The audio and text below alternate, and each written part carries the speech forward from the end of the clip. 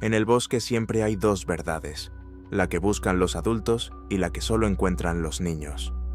El 2 de mayo de 2025, Lily, de 6 años, y Jack Sullivan, de 4, se despertaron en su casa de Garlock Road, en Nueva Escocia, Canadá. Jugaron un rato en la cocina y luego desaparecieron para siempre. Sin gritos, sin forcejeos, sin rastros en el suelo. Solo la manta rosa de Lily, rota en dos. Una parte en una bolsa de basura cerca de la casa y la otra colgando de un árbol a 1,5 kilómetros de distancia, como si alguien hubiera dejado deliberadamente una marca. 6 meses después, la policía, los perros, los drones y cientos de voluntarios aún no habían encontrado ni un solo hueso, zapato o pelo. 80 años antes, el 4 de noviembre de 1945, Elaine Long, de 5 años, salió al bosque australiano. Desapareció durante 3 días y medio. Miles de personas la buscaron y la encontraron viva a 80 kilómetros de su casa, limpia, casi ilesa, apoyada tranquilamente contra un árbol y preguntando: ¿Dónde está mamá? Una niña fue engullida por el bosque, dejando a sus padres solo con una manta rota y un silencio eterno. Otra fue guiada a través de la lluvia, las espinas y la noche, como si una mano invisible la guiara por el codo y la llevara hacia la luz. 2 historias, 2 continentes, 80 años de diferencia. La misma pregunta escalofriante. Cuando un niño cruza la línea invisible entre su hogar y el bosque, ¿quién decide si volverá o se quedará allí para siempre?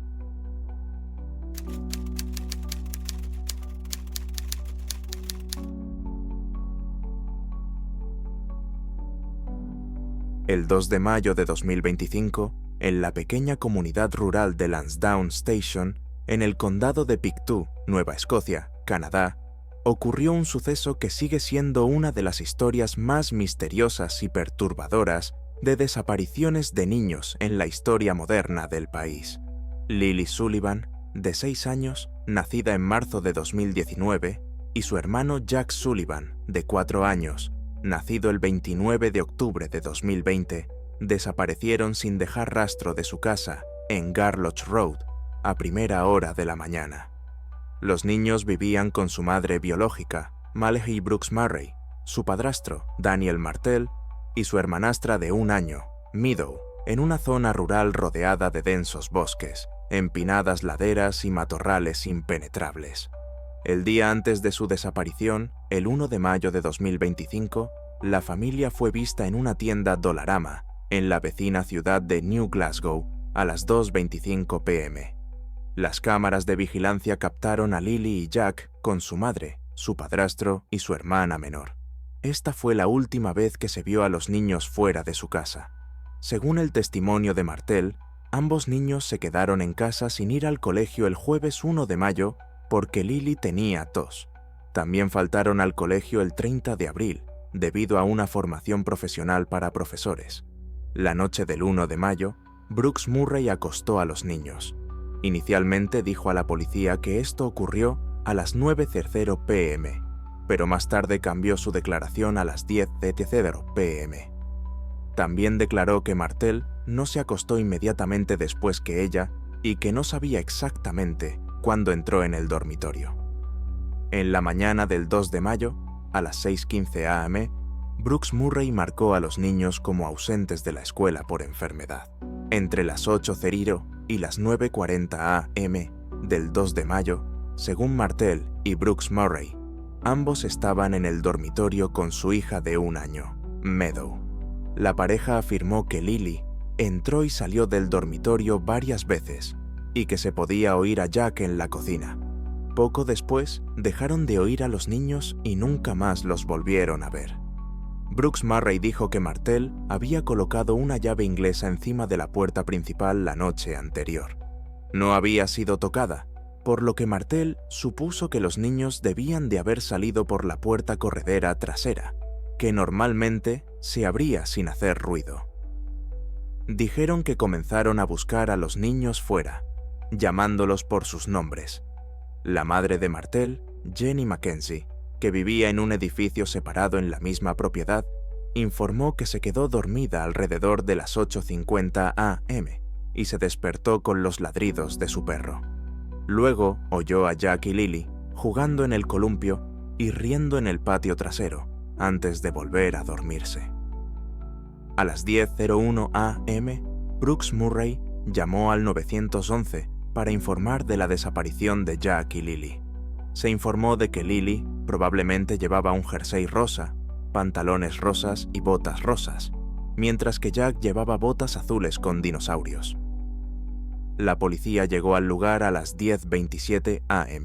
A las 12:25 pm del 2 de mayo, la Real Policía Montada de Canadá emitió un comunicado informando al público de la desaparición e instando a cualquier persona que tuviera información a que se presentara. En ese momento, la policía declaró que creía que los niños se habían ido de casa y que no había pruebas de secuestro. A las 4:55 pm, la policía emitió una actualización en la que indicaba que se había emitido una alerta de persona desaparecida vulnerable para el condado de Pictou. A las 12:45 pm del 3 de mayo, Brooks Murray llamó a la policía para informar de que el padre biológico de los niños, Cody Sullivan, con quien no tenían relación, podría haberlos llevado al otro lado de la frontera, a Nuevo Brunswick. La policía respondió a esta llamada con una visita a la casa de Sullivan a las 2:50 am, donde este afirmó que no había visto a Jack ni a Lily en 3 años. Más tarde, la policía solicitó las imágenes de las cámaras de la plaza de peaje de Cobequid Pass, situada en la autopista Trans-Canada Highway, de camino a Nuevo Brunswick. El 3 de mayo, al menos 100 policías y voluntarios registraron los alrededores de la casa de los niños, utilizando búsquedas terrestres, perros, drones y helicópteros. La madre de los niños, Malehia Brooks Murray, declaró a CTV News que aún tiene esperanzas de que los niños sean encontrados, y afirmó: «Solo queremos que vuelvan a casa lo antes posible». El 4 de mayo, el número de personas que participaban en la búsqueda había alcanzado las 160, según el sargento Curtis McKeon, de la Real Policía Montada de Canadá. El 7 de mayo, la policía anunció que la búsqueda de los niños desaparecidos se había reducido, y el sargento McKinnon afirmó que no se había confirmado ningún avistamiento de los niños y que era poco probable que siguieran con vida. Una de las pocas pruebas físicas encontradas durante la investigación fue una manta rosa. El 7 de julio de 2025, la Real Policía Montada informó de que estaba realizando pruebas forenses a una manta rosa encontrada durante una búsqueda en zonas densamente boscosas cerca de la casa de los niños. La policía declaró en ese momento que la familia había confirmado que la manta pertenecía a Lily. Los documentos publicados posteriormente arrojaron más luz sobre esta parte de la investigación, al informar de que 3 miembros de la familia encontraron la manta en un árbol en Lansdowne Station Road el 2 de mayo, exactamente a 1 milla de la casa familiar. La fotografía se mostró a la madre y al padrastro, quienes confirmaron que se trataba de la manta de Lily. Posteriormente, la policía envió un perro de servicio a la zona donde se encontró la manta, pero el animal no pudo detectar el olor de Lily ni de Jack. El 4 de mayo, la policía confiscó otro trozo de la manta después de que fuera encontrado dentro de una bolsa de basura al final del camino de entrada de la casa de los niños. La policía confirmó que ambos trozos formaban parte de la misma manta. Los documentos muestran que la policía recibió cientos de pistas sobre el caso, incluida una de una testigo que informó de que, en la mañana del 2 de mayo, mientras viajaba con sus hijos, vio a 2 niños caminando por el arcén de la carretera. Natasha Haywood informó a la Real Policía Montada el 31 de mayo. Describió haber visto a una niña pequeña cogida de la mano de un niño pequeño. El niño tenía el pelo rubio oscuro y llevaba pantalones cortos, mientras que la niña tenía el pelo oscuro recogido en coletas y llevaba una camiseta con lazos azules. Según la policía, ella dijo que los niños caminaban hacia una mujer blanca de entre 50 y 60 años, con rizos sueltos, que esperaba junto al lado del pasajero de un viejo sedán marrón o dorado, con la puerta trasera abierta. Los documentos indican que, a principios de junio, la policía se reunió con la testigo cerca de la esquina de Garlock Road y Lansdowne Station Road, donde ella mencionó haber visto a los niños caminando hacia el norte, en dirección a Westville, Nueva Escocia, y que el coche parecía estar esperándolos. Cuando se reunió más tarde con la policía, Haywood dijo que creía que la niña tenía unos 9 o 10 años y el niño 5. Los investigadores están trabajando para determinar si los niños eran realmente Jack y Lily. La Real Policía Montada de Canadá realizó al menos 4 pruebas de polígrafo durante la investigación. Las 2 primeras se realizaron el 12 de mayo con los padres de los niños en la comisaría de Bible Hill, en Nueva Escocia.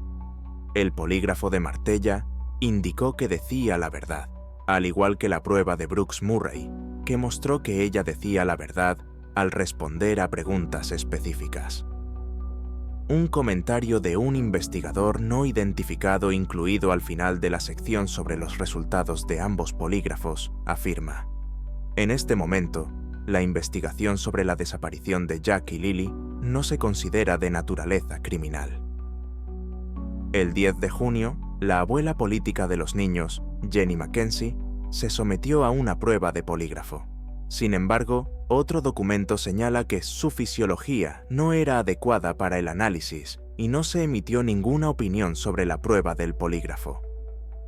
El padre biológico de los niños, Cody Sullivan, se sometió a una prueba del polígrafo el 12 de junio de 2025 y la superó, ya que sus respuestas se consideraron veraces. El 11 de junio, la Real Policía Montada de Canadá proporcionó información actualizada sobre el caso y afirmó que continuaba con su enfoque intensivo de la investigación. La agencia policial aclaró que la investigación podría llevar más tiempo del que esperaban y que estaban barajando todas las hipótesis posibles y cooperando con agencias de todo el país. La agencia reveló detalles clave de la investigación en curso, entre ellos que se habían recopilado cientos de horas de grabaciones de vídeo de las zonas circundantes al lugar de la desaparición, que se había entrevistado formalmente a 54 personas en relación con la investigación, incluyendo la realización de pruebas de polígrafo, y que se habían evaluado muchas de las 488 pistas que se habían recibido. El 18 de mayo se llevó a cabo una nueva búsqueda con 115 voluntarios y personal policial. En agosto de 2025, se publicaron documentos judiciales censurados relacionados con el caso tras una solicitud de información presentada en nombre de The Globe and Mail, CBC News y Canadian Press. Los documentos revelaron que, a fecha de 16 de julio, la Real Policía Montada de Canadá ya no consideraba que el caso fuera de naturaleza criminal. En noviembre de 2025, más de 6 meses después de su desaparición, la búsqueda continúa. La organización de búsqueda voluntaria Please Bring Me Home, con sede en Owen Sound, se ha sumado a la búsqueda de los niños Sullivan desaparecidos. Nick Aldrich, cofundador de la organización, calificó el caso de los niños Sullivan desaparecidos como inusual. Dijo que, viendo lo densos que son los bosques cerca de la casa de la familia Sullivan, cree que los niños pueden estar allí, a pesar de los intensos esfuerzos de búsqueda. Los perros de búsqueda de la Real Policía Montada de Canadá han rastreado un total de más de 25 millas en la zona donde se denunció la desaparición de los niños. El caso ha atraído una gran atención en todo Canadá y a nivel internacional debido a las circunstancias inusuales que rodean la desaparición. A partir de octubre de 2025, el gobierno de Nueva Escocia ofrece una recompensa de hasta $150,000 por cualquier información que se considere de valor investigativo en la búsqueda de los hermanos desaparecidos. Ninguna de las pistas ha conducido aún al paradero de Jack y Lily, y la investigación no ha confirmado ninguna información, señala el documento. A pesar de todos los esfuerzos de la policía, los voluntarios, los perros de servicio, los helicópteros, los drones y los equipos de búsqueda expertos, Lily, de 6 años, y Jack, de 4, nunca han sido encontrados. Su desaparición sigue siendo una de las historias más inquietantes y misteriosas de la criminología canadiense moderna.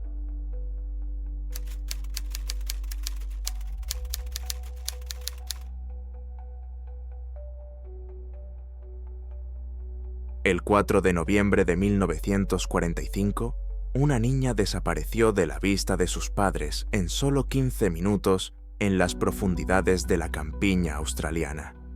En ese momento, los lugareños y los visitantes del pueblo no tenían ni idea de que estaban a punto de presenciar una de las operaciones de búsqueda de niños más importantes de la historia, que terminó en un milagro absoluto. Elaine Long, de 5 años, se convirtió en el centro de atención nacional. La historia comenzó temprano por la mañana, cuando sus padres la dejaron salir a jugar al jardín y 15 minutos después se dieron cuenta de su desaparición. Desde el primer momento, la búsqueda se organizó no según el protocolo, sino de una manera que solo ocurre en las comunidades pequeñas. Los vecinos dejaron lo que estaban haciendo y toda la población se lanzó a la búsqueda. Al mediodía, no solo los vecinos, sino también los granjeros de los pueblos vecinos habían llegado a la casa de los Long y, juntos, peinaron la zona. Pero el primer día terminó sin éxito. El tiempo no ayudó. La lluvia intensa borró por completo las huellas de los zapatos pequeños, que, como descubrieron más tarde los rastreadores, eran la única pista para la búsqueda. Al anochecer, la operación de búsqueda se había convertido en una operación a gran escala. Los australianos son un pueblo unido, especialmente cuando todo sucede en un pueblo remoto. La búsqueda continuó durante toda la noche, con grupos de rescatistas caminando por el suelo mojado con linternas, cada uno con la esperanza de oír la voz de un niño. Las luces de las casas se apagaron en solidaridad con la familia, e incluso los servicios de la ciudad, al recibir la noticia, comenzaron a preparar equipos y personal. Al amanecer del 5 de noviembre, el número de participantes en la búsqueda superaba los 300, y llegaron 40 jinetes de diferentes zonas. Surgieron detalles. Se encontraron huellas cerca de la casa, probablemente pertenecientes al niño, pero estaban tan confusas en el suelo mojado que incluso el rastreador nativo, Alf Ryan, reconoció la dificultad de la tarea. La policía llamó a un avión privado para inspeccionar la zona desde el aire. Aún así, el paisaje resultó demasiado complejo para un rápido reconocimiento aéreo. Los rastros conducían a matorrales, donde cualquier rama podía ocultar cualquier cosa. La zona alrededor de la casa de Elaine se desplazó hacia el oeste, donde había una espesa maleza. Las huellas discurrían paralelas al lecho del arroyo, pero cada pocos metros desaparecían entre la hierba húmeda. Los lugareños señalaron que nunca habían visto tanta gente en la zona. Incluso las tiendas y las escuelas cerraron para que nadie se distrajera de la tarea principal. Fue esta unión de personas lo que se convirtió en la característica definitoria del día. Cientos de personas comieron sobre la marcha para no interrumpir la búsqueda, llevándose comida unos a otros para que el esfuerzo colectivo fuera más eficiente. Al tercer día, las autoridades de las regiones vecinas se unieron a la operación. Policía, voluntarios y gente de pueblos en un radio de 60 millas. El número de participantes superó el millar y aparecieron nuevos equipos. Altavoces montados en coches y jeeps especiales para terrenos difíciles, que nunca antes se habían utilizado en este tipo de búsquedas. Todos intentaban seguir las líneas estrictamente para no perder de vista a la niña si estaba tumbada entre los arbustos. Como se supo más tarde, en ese momento, Elaine ya se encontraba muy lejos de la zona de búsqueda. La niña, sin la ayuda de adultos, recorrió una distancia considerable en 3 días y medio, moviéndose de forma caótica. Sus huellas se encontraron cerca de un arroyo, luego en tierra firme, y de repente aparecieron más cerca de la carretera. En algunos lugares se registró que Elaine caminaba entre 1,5 y 2 millas por noche, completamente desorientada, lo que era notable para una niña de su edad.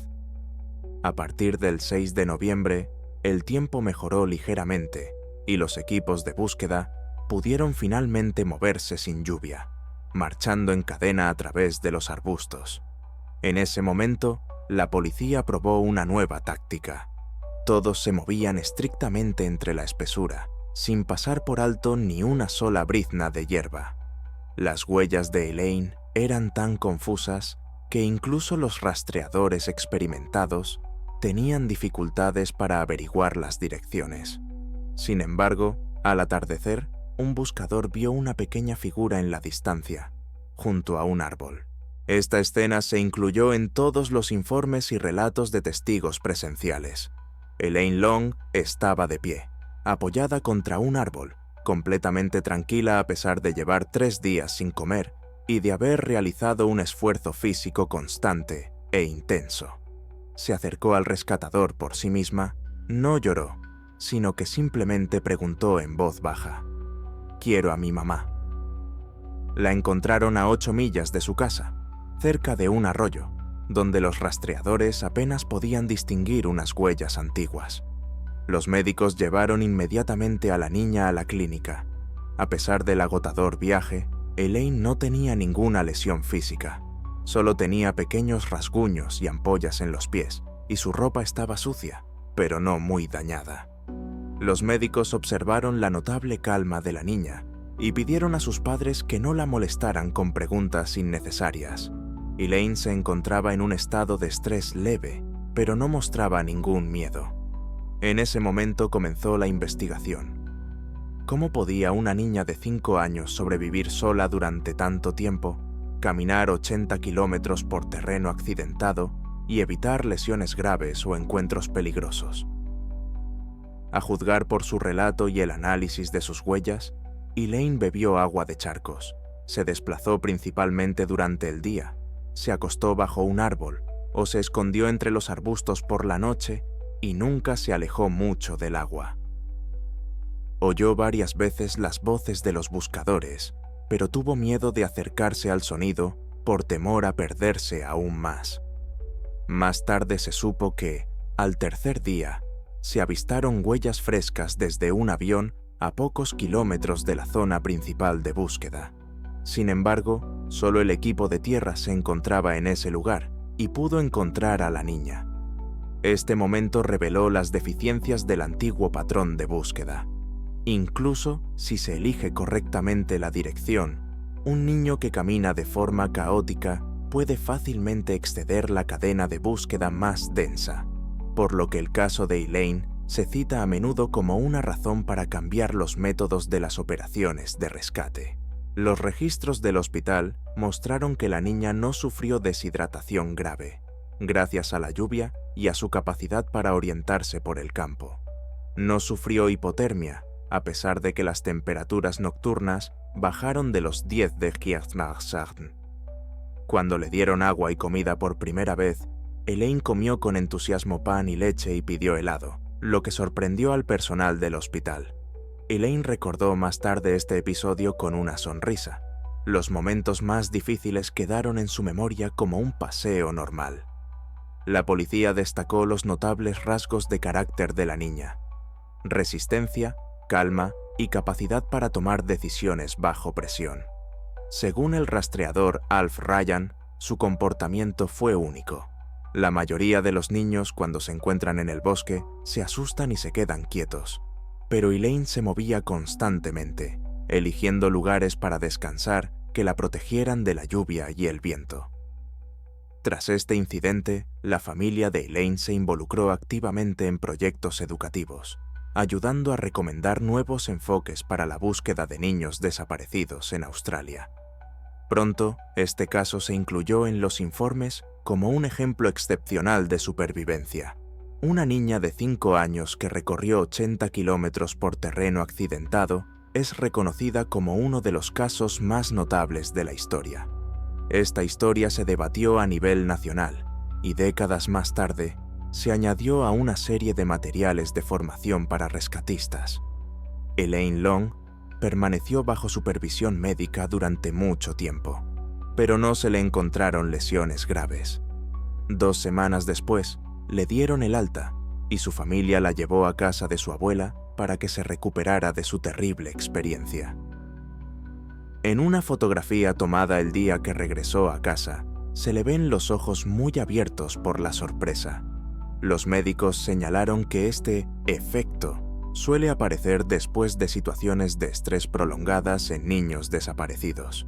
Los rescatistas y los participantes en la operación de búsqueda recibieron menciones honoríficas, y el consejo recomendó al rastreador Alf Ryan para un premio por su excepcional trabajo. Los lugareños señalaron que fueron sus esfuerzos conjuntos y su apoyo mutuo durante los días de angustia los que sentaron las bases del éxito. Nadie se quedó indiferente ni se marchó hasta que se encontró el último rastro. El caso de Elaine Long sigue siendo controvertido, incluso entre investigadores experimentados en anomalías y defensores de teorías paranormales. A continuación, se presenta una selección de hechos y rarezas que han dado lugar a hipótesis sobre interferencias inusuales o fenómenos inexplicables.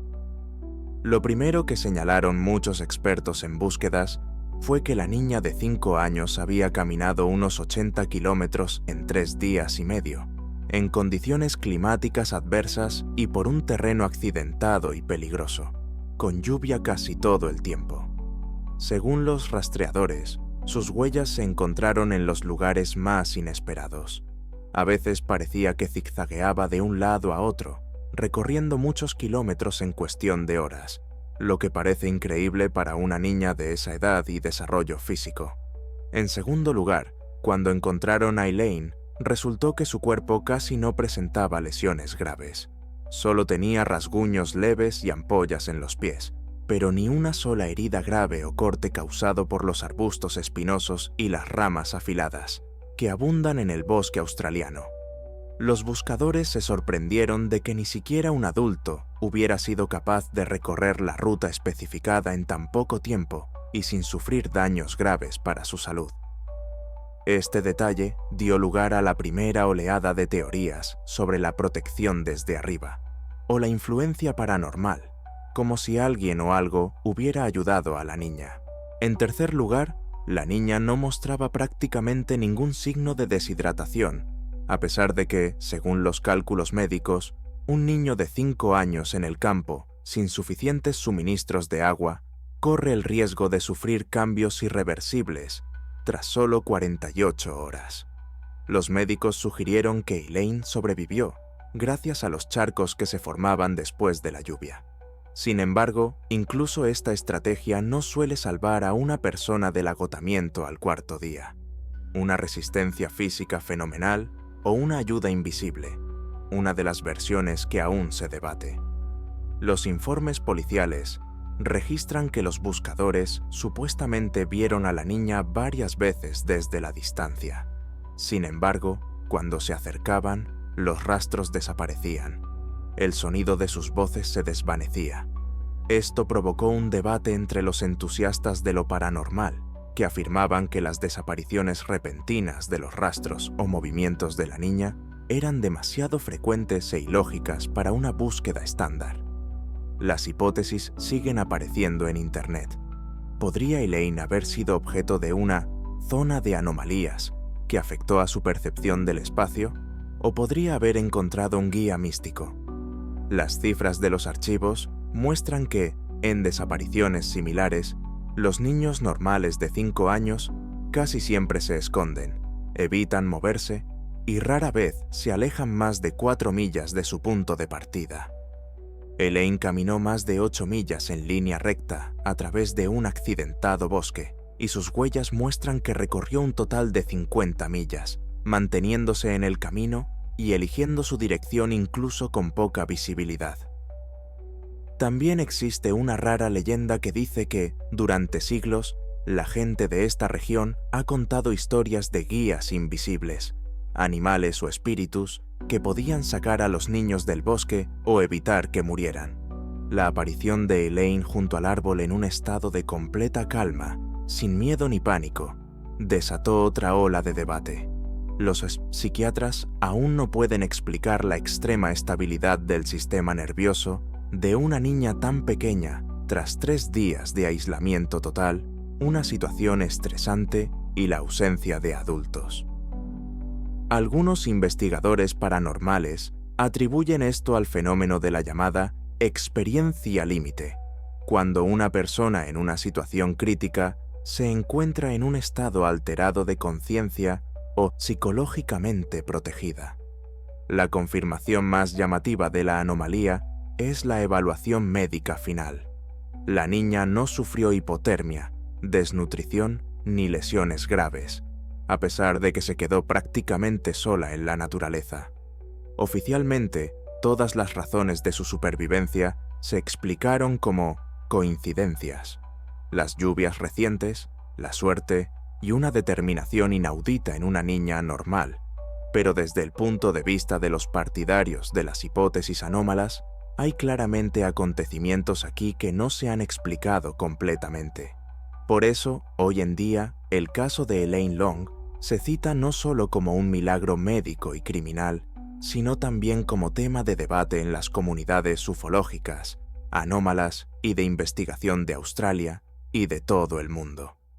Muchos están convencidos de que este caso, al igual que muchos otros fenómenos invisibles del bosque australiano, no recibirá una explicación exhaustiva en mucho tiempo. 2 historias, 2 continentes, 8 décadas de diferencia. En una, los niños desaparecieron para siempre, dejando solo silencio y extrañas marcas en el bosque. En la otra, una niña pasó por un infierno y salió ilesa, como si alguien invisible la hubiera guiado de la mano. Una historia termina con el bosque llevándoselos, la otra termina con el bosque dejándolos ir. Pero ambas dejan la misma pregunta que todavía hace temblar a cualquiera que haya dejado alguna vez a un niño entrar en el bosque. ¿Qué les sucede realmente a los niños cuando los adultos ya no pueden verlos?